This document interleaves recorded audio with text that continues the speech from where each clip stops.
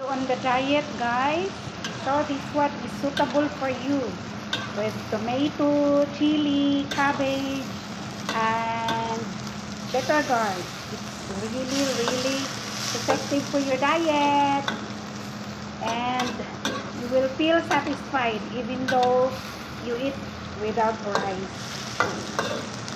Then, of course, it has 5 eggs. Yan, lutuin ko muna yung cabbage. Ang last yung egg. Yan, masarap yan, guys. Try my easiest recipe for today. Easiest recipe for today. It's raining here in Malaysia. Heavy rain. Having a heavy rain. So, I have a time for cooking because we have less clients. So, this one, luto ako. I think, luto na yung cabbage. I think so, luto na yung cabbage. Madali lang naman maluto yung cabbage, guys. Even the bitter gourd, madali lang ito maluto. So, ayan. Ilunod ko na si egg. 5 pieces of egg.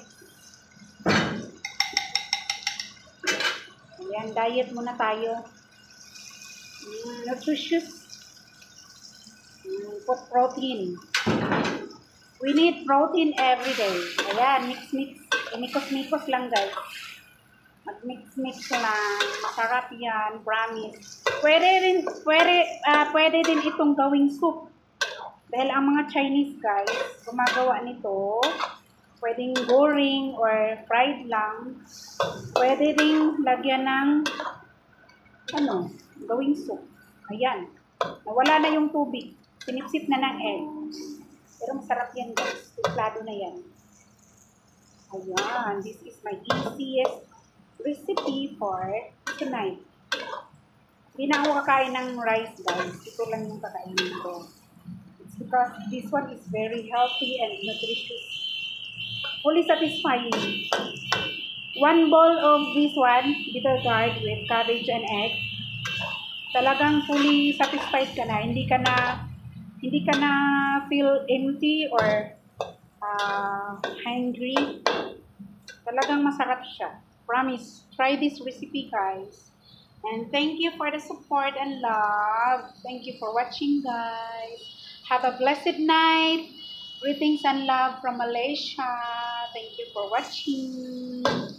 Try this. Mwah, mwah, mwah. Love you all. Bye! Kain na tayo, guys. Makan. Thank you for the blessing, Lord. In Jesus' name, amen.